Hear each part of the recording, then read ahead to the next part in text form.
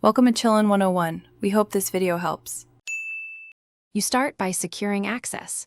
Use Google Cloud Console to create OAuth credentials for the Google Ads API and grant the account proper permissions. Once done, make sure Power BI Desktop is installed and updated so the connector works smoothly. You need either an admin or a read-only user on Google Ads and the OAuth client ID and secret handy. This step prevents permission errors later and lets Power BI authenticate directly to Google Ads without manual CSV exports. Now you connect Power BI to Google Ads using the API.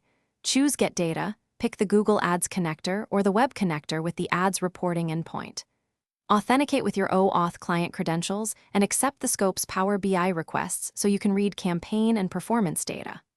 Once authenticated, enter the Google Ads customer ID, pick metrics and dimensions, and set date ranges. Then preview the data and use Power Query to filter, pivot, or parse fields before loading so your dataset is clean and usable. Finally, model and publish. Build relationships in DAX measures, then publish to the Power BI service and set up scheduled refresh.